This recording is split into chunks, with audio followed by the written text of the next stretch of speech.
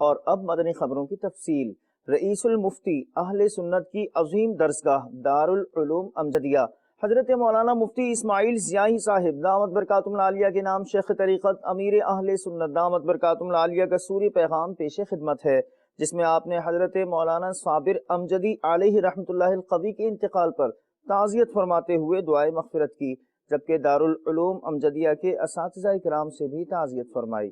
نحمدہ ونصلی ونسلم علی رسول النبی الکریم سید مدینہ محمد الیاس عطار قادری رضوی عرف عاموں کی جانب سے محسن دعوت اسلامی میرے مربی حضرت علامہ مولانا مفتی محمد اسماعیل ضیائی دامت برکاتہم العالیہ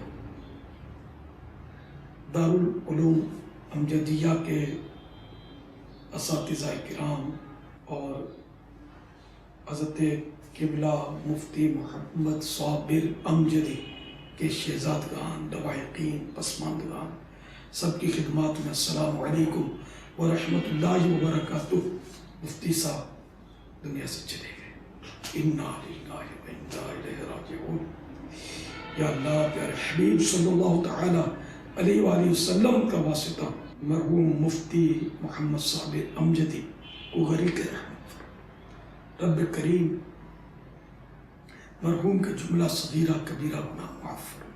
یا اللہ مرحوم کی تمام دینی خدمات قبول فرما، اجر عطا فرما، کثیر اجر عطا فرما۔ الہ العالمین مرحوم کی بے حساب مغفرت فرما کر جنت الفردوس میں اپنے پیارے محبوب صلی اللہ تعالی علیہ وآلہ وسلم کا پروس عطا فرما۔ یا اللہ مرحوم کے جملہ پسماندگان، لواحقین،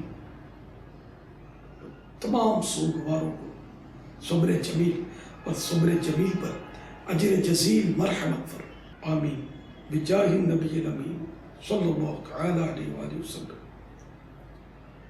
صلو علی الحبیب صلی اللہ تعالی علی محمد۔ دعوت اسلامی کے اشاعتی ادارے مکتبۃ المدینہ کی مطبوعہ کتاب نیکی کی دعوت صفحہ نمبر 259 سے ایک روایت پیش کرتا ہوں۔ مرحوم مفتی محمد صابر امجدی صاحب کے ایثار ثواب کی نیت کر لیتا ہوں۔